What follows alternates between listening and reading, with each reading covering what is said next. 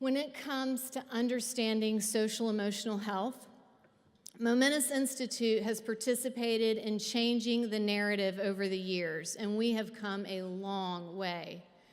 Most organizations and school districts now openly discuss and attend to the importance of social emotional health and the importance of understanding trauma. Many of you are now familiar with ACEs, Adverse Childhood Experiences. It's undisputed at this point that when bad things happen to children without the kind of intervention and support that Momentus Institute provides, there are long-term implications in virtually every area of life, including early death. The Meadows Mental Health Policy Institute just released a report on the importance of a trauma-informed approach, which included a stat that 1 in 10 Texas children have had 3 or more adverse childhood experiences. By way of example, imagine a little one who, 1, was sexually abused, 2, was exposed to violence in the home, and 3, had a parent dealing with mental illness. 10% of all of Texas children experience at least 3 significant adverse childhood experiences. To put the long-term price tag into focus, adults with 3 ACEs are 20% more likely to have serious financial problems and 15% more likely to have problems performing their jobs. Women who have 3 ACEs are over 40% more likely to have chronic depression, and men are 30% more likely. These early experiences can wreak havoc. They create toxic stress, which literally changes how the brain develops, and lead to long-term and expensive challenges. What is sometimes talked less about is the twin of adverse childhood experiences, also known as ACEs, adverse community environments. Things like poverty, inequity, racism, violence, lack of opportunity, no housing options, and food deserts. But it can also include more subtle environmental factors, like the inequity of belief. There's a young woman named Carol Ortiz who had the experience of attending 2 very different schools, and then she did a TED Talk about the power of words. Her first school was predominantly higher income families, and her second school was predominantly lower income families. There was a stark contrast in how her teachers motivated students at the 2 schools. She says, "At my second school, you defined us by our risk factors. You motivated us with scare tactics of what our life would become.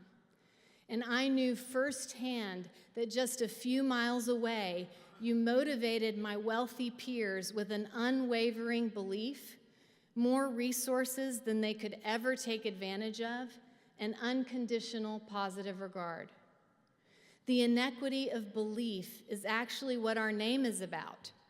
Expecting momentous outcomes for all children, ensuring every child has the experience of sitting across from an adult who believes in them, and not just a polite, "I hope you make it" energy, a fire in the belly belief that gets translated into every micro interaction, and maybe more importantly, informs every macro decision, so resources aren't hoarded and our eye is on facilitating wide open access and opportunity so we leave no talent on the table. Every child should be having daily interactions with adults that fuel that unmistakable feeling that I belong, that my community is counting on and investing in me, not to feel good about themselves, and not because they feel sorry for me. They're investing in me because they see my promise and they expect a return on their investment. We got some bad news this month, Dallas. The Urban Institute released a new study that looked at 274 of the largest cities in the country and evaluated their economic growth. Then they looked at whether or not the growth was inclusive across races and income levels. Of the 274 cities, we ranked dead last. This truth was echoed in another report that was issued this year by a local committee that worked with the Rockefeller Foundation's 100 Resilient Cities project. Our number one vulnerability is that we are not inclusive, and our sense of hope and opportunity does not extend across the city. But why am I talking about that? None of you accidentally walked into a city council meeting. Isn't Momentous Institute in the kid business? One thing we know for sure, after almost 100 years of being committed to children and their well-being, is that if transforming lives is what you're after, you cannot be in the business of helping kids without being in the business of helping families. And being in the business of helping communities is equally important. Adverse community environments are what is leading to so many children experiencing so much toxic stress and trauma in the first place.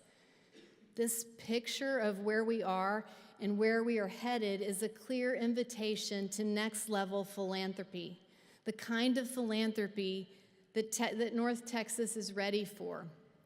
Of course, we're going to continue helping every single child in front of us, but if we aren't pedaling just as fast and just as hard at solving some of the root causes and the structural inequities, then we're throwing good money after bad. You can't separate adverse childhood experiences and adverse community environments. They're conjoined twins. If we're serious about wanting to see less of one, we have to be willing to look at the hard truths of the other. By contrast to where Dallas ranks on inclusion, we're often referred to as the most generous city in the country, and that's certainly been our experience.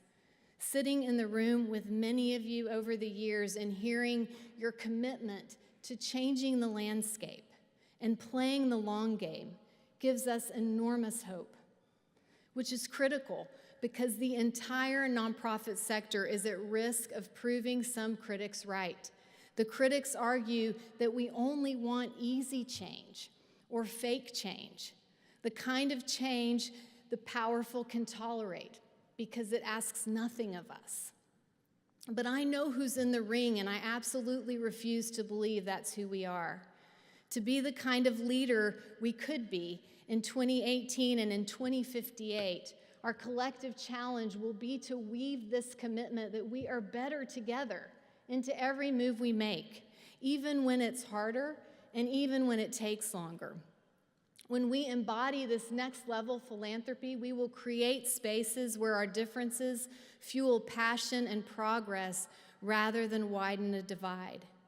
We will start caring more about who's at the table, about which voices get privileged, and about how communities that are impacted by the problems are involved at every level of decision-making. We will fully embrace the creative energy of doing with instead of sleepwalking into the narratives of doing for. We will stop fueling the false dichotomy that I have and you need. We all have and we all need, and our fates are tied together. Mother Teresa said, "If we have no peace, it's because we have forgotten that we belong to each other."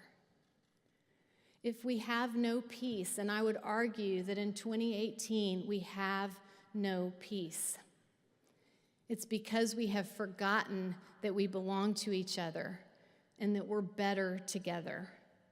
Thank you.